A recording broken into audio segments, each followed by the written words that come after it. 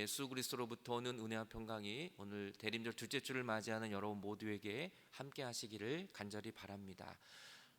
제 볼륨 조금만 올려주시면 좋을 것 같습니다. 오늘 말씀의 제목은 회개하라입니다. 오늘 마태복음 3장 말씀을 보면 그때에 세례 요한이 유대 광야에서 전파하기 시작해요. 그때가 언제냐면 신구약 중간 시대죠. 구약의 말라기로 끝나고 그 다음에는 어떠한 예언자도 나타나지 않았어요. 그리고 나서 세례 요한이 등장해서 그 공허하고 흑암이었고 어떻게 살아야 될지 길을 다 잃어버리고 있을 때 갑자기 세례 요한이 등장해서 그가 광야에서 외치기 시작을 합니다. 그가 외쳤던 말은 이 한마디였어요. 다른 거 설명하지 않습니다. 그냥 회개하라, 회개하라. 왜 회개해야 되냐면 이유는 한 가지입니다. 천국이 가까이 오기 때문이다 라고 얘기를 하고 있어요. 이 천국이 바로 예수님이세요. 천국이 바로 하나님이세요. 이제 예수님이 우리에게 가까이 오기 때문에 우리가 할 일은 회개하라는 겁니다. 회개해야 예수님을 만날 수 있기 때문이라는 것입니다. 그리고 그는 광야에서 외쳤어요. 어떤 아파트 단지가 아니라 사람들이 많이 있는 시내가 아니라 광야에서 그는 회개하라는 설교를 하고 있는 것입니다. 이 유대 광야의 위치를 보면 사람들이 없는 것입니다. 이 바로 유대 광야예요. 이 위쪽은 예루살렘이 있고요. 그 밑에 베들레헴이 있고 바로 이 사해바다 이 주변 옆에 풀도 자라지 않는 이 외로운 땅 유대 광야에서 오늘 세례 요한은 회개하라고 외치고 있습니다. 여기에 과연 누가 이 회개하라는 소리를 즐거워할 것이며 이곳에서 누가 나오겠습니까? 회개하라고 외치면 누가 나오겠어요? 여러분 오늘도 우리가 밖에 나가서 여기는 정말 사람들이 많이 다닙니다. 버스 정류장도 있어요. 회개하라고 외쳐도 그래도 사람이 안 나올 거예요. 그런데 광야에서 세례 요한은 회개하라는 소리를 외칩니다. 그런데 놀라운 일이 벌어지기 시작합니다.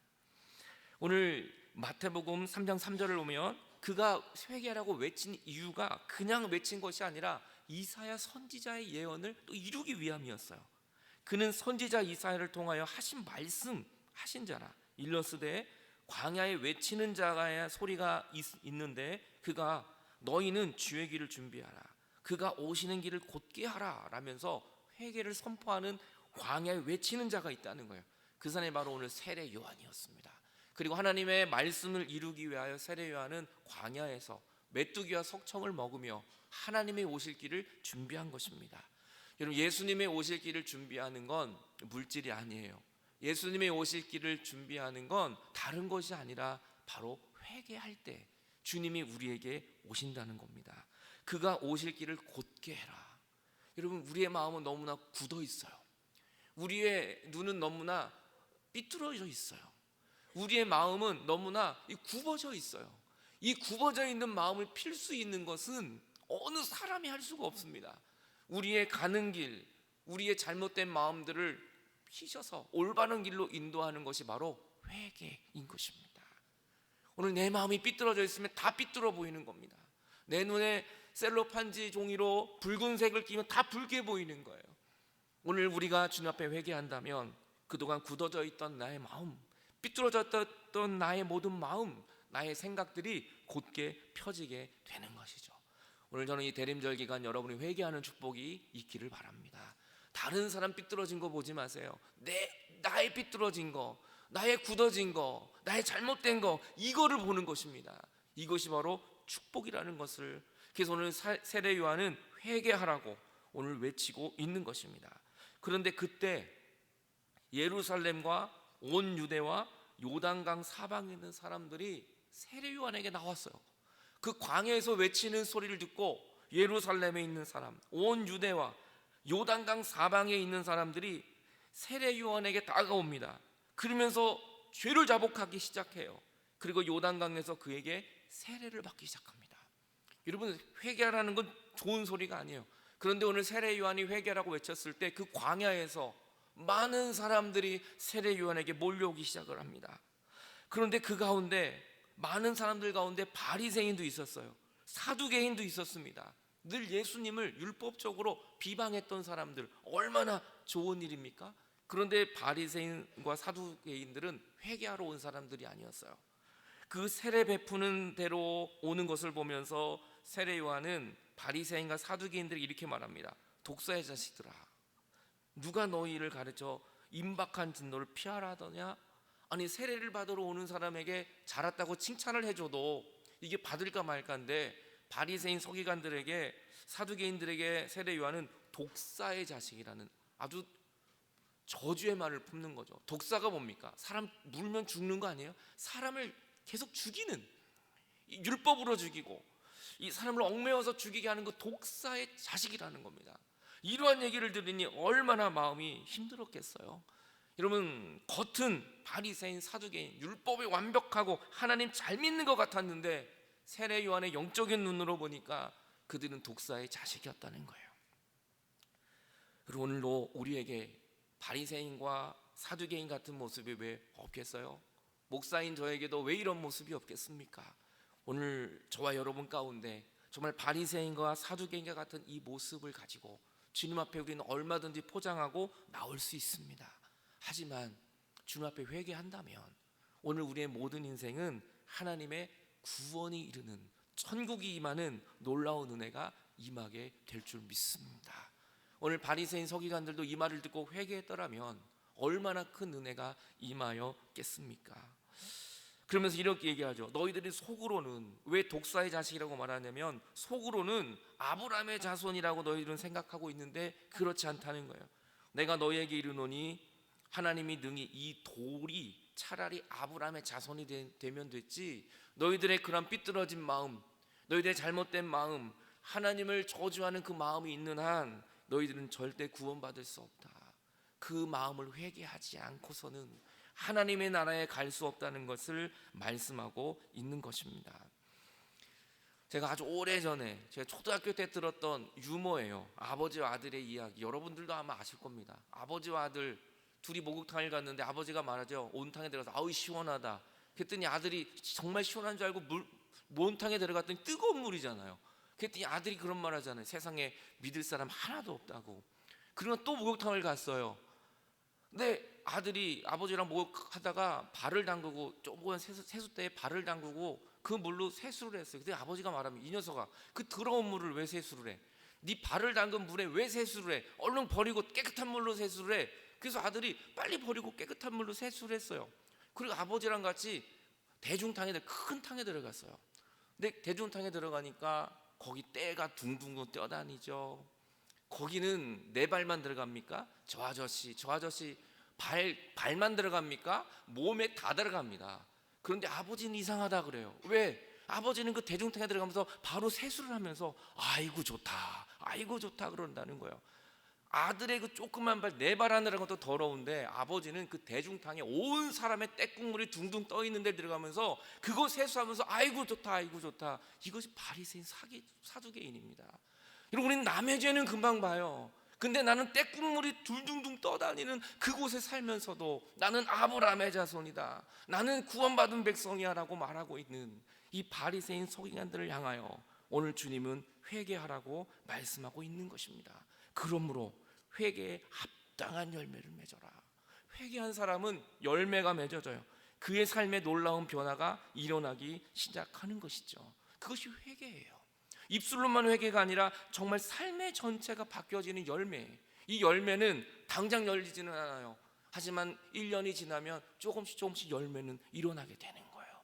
우리의 믿음의 열매, 우리의 삶의 열매를 보면 우리는 나의 삶을 점검할 수 있는 것입니다.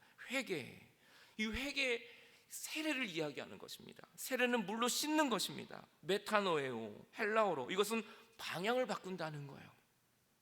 정말 얘가 예수님께 세례를 받고 정말 철저히 회개한다면 가던 방향을 그대로 가지 않습니다. 죽음의 길에서 우리는 생명의 길로 바뀌게 되는 것이고, 내가 정말 회개했다면 그 사람의 언어가 바뀔 수밖에 없고, 발걸음이 바뀔 수밖에 없고, 생각이 바뀔 수밖에 없어요.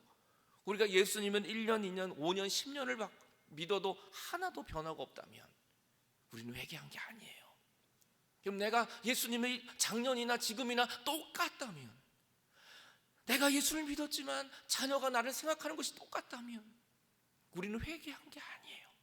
정말 우리에게는 놀라운 변화의 열매가 나도 모르게 맺혀지게 되는 것이죠.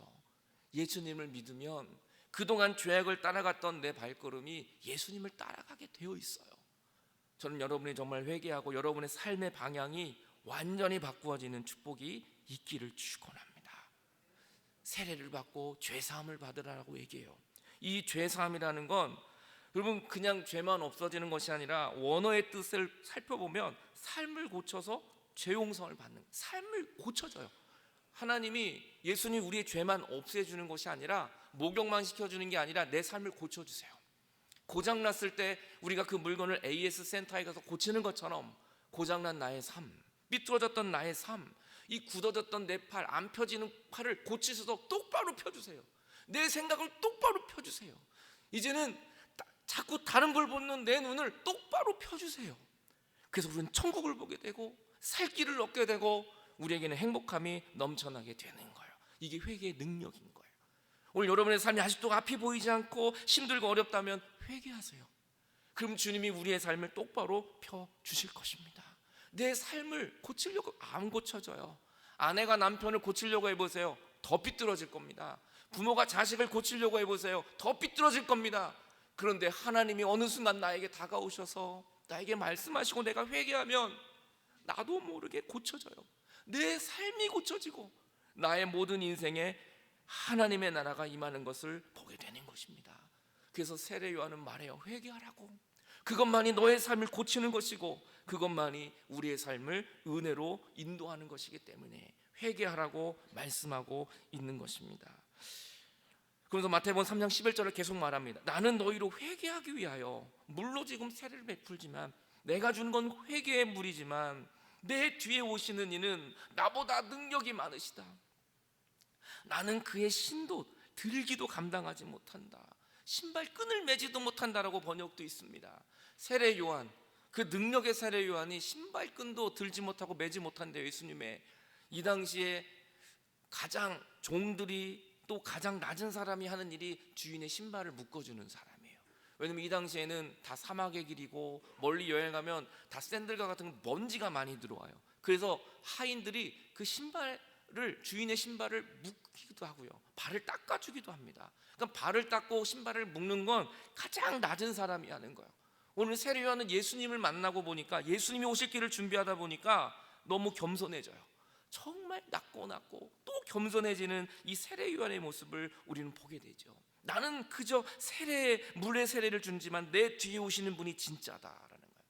나는 진짜가 아니고 이제 내 뒤에 오시는 분이 진짜야. 많은 사람들이 이렇게 몰려올 때 얼마나 인기가 높아지고 얼마나 인지도가 높아졌겠어. 근데 세례 요한은 말하는 거야. 나는 진짜가 아니야. 내 뒤에 오시는 분이 진짜야. 그분은 성령과 불로 너희에게 세례를 줄 것이다.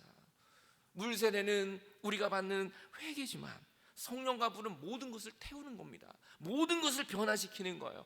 내 삶을 정말 변화시키시는 건 바로 성령의 불인 것입니다. 예수님이 오셔야 하는 것입니다. 교회를 10년 20년 다녀도 안 변한다고요. 하지만 어느 순간 성령이 나에게 임하면, 정말 주님이 나에게 다가오시면 나의 눈이 밝아지고 내 언어가 달라지고 나의 모든 몸짓이 달라지고 오늘 하나님의 천국이 우리에게 임하게 되는 겁니다. 그런데 이 성령의 불은 회개했을 때 임한다는 것입니다. 여러분, 성령의 불을 먼저 받는 것이 아니라, 성령이 먼저 오는 것이 아니라 회개하고 내 영혼이 깨끗해졌을 때, 그때 하나님의 성령이 우리에게 임하게 되는 것입니다. 요한복음은 이렇게 말합니다. 예수께서 대답하시되 진실로 진실로 내가 너에게 이르노니 사람이 물과 성령으로 나지 않으면 하나님의 나라에 들어갈 수 없다. 요한복음 3장에 말씀하고 있어요. 물은 회개입니다. 그리고 성령은 하나님의 인치심이에요. 하나님이 나를 붙드시는 겁니다. 그러지 않으면 우리는 하나님 나라에 들어갈 수가 없어요. 회개는 해도 되고 안 해도 되는 것이 아니라 천국에 들어가기 위한 필수입니다. 회개하지 않으면 성령이 임할 수도 없고, 회개하지 않으면 하나님 나라에 들어갈 수도 없기 때문에 세례 요한은 그 광야에서 회개하라고 외치고 있는 것입니다. 여러분, 회개하십시오. 천국이 여러분에게 임할 것입니다. 회개하십시오. 성령이 임할 거예요. 회개하십시오. 하나님이 나를 고쳐 주실 것입니다. 그래서 우리는 회개하며 주님께 나가야 하는 것입니다. 이제 손에 키를 들고 타작마당을 정리합니다. 알곡은 모을 것이고 쭉정이는 영원한 물에 태워질 것이다. 이 키는 까부르는 거죠. 이 까부르면 알곡은 밑에 있지만 쭉정이는 다 날아가게 되어 있는 거예요. 주님이 이제 곧 심판하러 오실 거예요. 여러분, 그때 쭉정이가 되는 게 아니라 정말 하나님의 알곡으로, 정말 주님이 오시는 그날을 바라보며 여러분 회개하며 주님 앞에 나아가는 저 여러분들이 되시기 바랍니다. 주님은 이제 정말 곧 오실 것입니다. 여러분, 그때 우리가 할 수 있는 건 정말 회개하는 것밖에 없습니다. 오늘 그 주님이 오셔서 나를 바라보실 때 잘했다고 칭찬받는 여러분 귀한 믿음의 성도님들이 저는 다 되시길 간절히 축원합니다. 베드로는 예수님의 부활하고 승천하시고 나서 베드로가 설교를 합니다. 이제 정말 목숨을 걸고 사도가 됩니다. 그리고 사도행전 2장을 보면 그가 이 백성들 앞에서 하나님의 말씀을 전파했어요. 그런데 이 말을 듣고 사람들이 마음이 찔렸다고 성경은 얘기해요. 마음이 막 찔려오는 거예요. 그래서 베드로와 사도들에게 물어보면 형제 우리가 어떻게 해야 됩니까? 이제 어떻게 살아야 합니까? 라는 것을 물어봐요. 그때 베드로가 이렇게 얘기합니다. 회개해라. 그리고 각각 예수 그리스도의 이름으로 세례를 받고 죄사함을 받아라. 그러면 성령을 선물로 받게 될 것이다. 어떻게 살아야 될까요? 그 해답은 회개하라는 거예요. 여러분, 내 인생을 내가 어떻게 할까? 내 능력으로 하는 게 아니라 회개하라는 거예요. 그러면 세례를 받고 죄사함도 받고 하나님이 우리를 고쳐주시고 성령을 선물로 받게 될 것이다. 그래서 우리는 회개해야 되는 거예요. 그래서 사도 바울은 이 사도 요한은 계속해서 회개하라고 오늘 우리에게 말씀하고 있는 것입니다. 이 예수를 만난 사도 바울이 이런 고백을 합니다. 주님 만나기 전에는 절대 죄인 아니었어요, 사도 바울이. 그런데 예수님을 다메섹에서 만나고 나서 그가 변해요. 그의 삶이 변합니다. 방향이 바뀌었어요. 이방의 빛이 됩니다. 그가 이런 고백을 합니다. 미쁘다 모든 사람이 받을 만한 이 말이요, 그리스도 예수께서 죄인을 구원하시려고, 이 죄인이 바로 자기였어요. 주님이 나를 구원하시려고 이 세상에 임하셨다. 그리고 나는 죄인 중에 괴수다. 죄인이 많은데 그 죄인 중에서도 가장 나쁜 죄인이라는 것을 고백을 합니다. 그래서 사도 바울은 회개할 수밖에 없었고 자기가 죄인이라는 걸 알았기 때문에 예수님을 만나게 된 것입니다. 이것이 정말 주님을 만난 사람의 고백인 것입니다. 이번 주에 어떤 분이 저한테 이 문자를 보내주셨어요. 카톡을 보내주셨는데 제목이 너무 재밌어요. 까도 나온다. 까도 나온다. 무슨 말인지 알겠죠, 여러분? 파도 나오고요. 이걸 했더니 또 있고. 그럼 사도 바울이 왜 내가 죄인 중에 괴수라고 말했을까요? 주님을 믿고 나니까 매일매일 내 죄가 드러나는 거예요. 매일매일 파헤쳐도 끊임이 없는 나의 죄를 보니까 오늘 사도 바울은 끊임없이 회개할 수밖에 없는 것입니다. 우리가 매일매일 회개할 수 있는 건 매일매일 내가 죄인이라는 걸 알아야 우리는 회개할 수 있는 것입니다. 이런 회개는 우리에게 변화시키는 놀라운 축복이 되는 것입니다. 제가 제 둘째 딸에게 허락을 받고 오늘 얘기를 하기로 했습니다. 제 둘째 딸에 관한 이야기를 하나 좀 하려고 합니다. 지금 고등학교 1학년이죠. 예은이의 이야기입니다. 하도 핸드폰을 사달라 그래서 제가 핸드폰을 사줬어요. 물론 중고로 사줬습니다. 근데 그걸 잊어버렸어요. 베트남 선교 갔다가 마지막 날 그걸 잊어버리고 왔어요. 그래서 왜 잊어버렸냐 했더니 잊어버린 게 아니고 어려운 사람 주려고 왔다고 말합니다. 그럼 그거 누가 사줘요? 제가 사줘야죠. 물론 각색은 있습니다, 여러분. 그래서 야단을 쳤습니다. 너 핸드폰이 이렇게 맨날 왜 거기를 들고 다니고 공부도 안 하고 맨날 핸드폰을 봐? 야단을 쳤습니다. 귀한 걸 알아야지. 그랬더니 제 딸이 그럽니다. 아버지, 하루 혼나더니 그 다음 아버지 제가 결정했어요. 제 힘으로 돈을 벌어서 핸드폰을 사올 때까지 저는 집에 돌아오지 않겠습니다. 효녀죠, 효녀. 자기의 돈으로 능력으로 사온다니까. 아버지 돈 안 쓰고. 그럼 효녀입니까? 잘 칭찬해 줘야 됩니까? 근데 제가 야단을 쳤어요. 근데 그날 그럽니다. 아버지, 잘못했어요. 제가 아버지 일을 마음도 모르고 그거 안 갖고 갔어야 되는데 아버지 용서해 주세요. 제가 이제 핸드폰 없이도 살 수 있어요.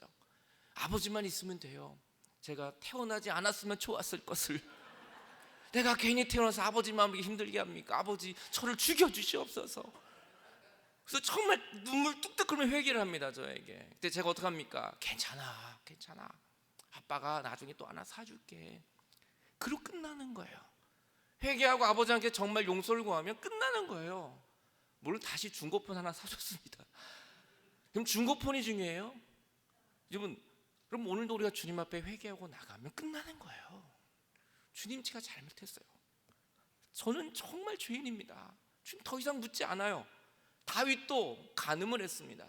살인했습니다. 거짓말했습니다. 근데 정말 주님 앞에 철저히 회개했어요. 성령을 거두지 마십시오. 주님, 나를 떠나지 마십시오. 주님 없이는 살 수 없어요. 회개 때 하나님이 괜찮아 내가 너를 축복해. 끝난 거예요. 베드로도 주님을 3번이나 부인했어요. 근데 주님이 부활해서 나타나셔서 괜찮아, 네가 너를 사랑하니? 괜찮아. 그러면 다 끝난 거예요. 사도 바울도 스데반을 돌로 죽이고 많은 사람을 핍박했어요. 하지만 회개한 바울에게 주님, 나는 죄인 중에 괴수입니다라고 말했을 때 하나님은 그걸로 끝내셨어요. 이게 회개의 능력인 것입니다. 그래서 회개하라는 거예요. 여러분, 돌아온 탕자 두 번째 아들이 허랑방탕하게 아버지의 마음에 대못을 밟고, 아버지가 돌아가지도 않았는데 유산을 빼서 먼 나라 갔지만 다 탕진하고 돌아옵니다. 그때 두 번째 아들이 뭐라고? 아버지, 그저 종으로만 살게 해주세요. 아버지와 함께 있으면 좋습니다. 저를 아들이라고도 부르지 마세요. 그때 아버지는 매일매일 먼 곳을 바라보다 그 아들에게 뛰쳐나가, 여러분, 벗은 발로 나가 그 아들을 엉엉 안고 울지 않으십니까? 아버지, 나는 감당하지 못하겠습니다. 하지만 회개하고 돌아온 그 아들 어떻게 합니까? 가장 살찐 송아지를 잡아주고 옷을 입혀주고 가락지를 끼워주고 좋은 신발을 신겨주면서 괜찮아. 이것이 회개의 능력인 것입니다. 회개하십시오. 주님이 우리를 회복하십니다.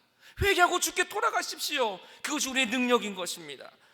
여러분, 회개하는 것은 아버지 품에 안기는 것입니다. 아버지 품에 안기십시오.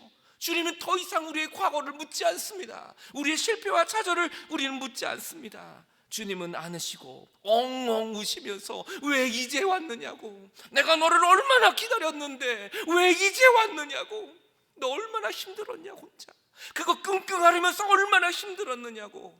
주님은 지금도 우리를 기다리고 계십니다. 주님께 돌아가는 것, 이 죄악길에서 주님께 돌아가는 것이 바로 회개인 것입니다.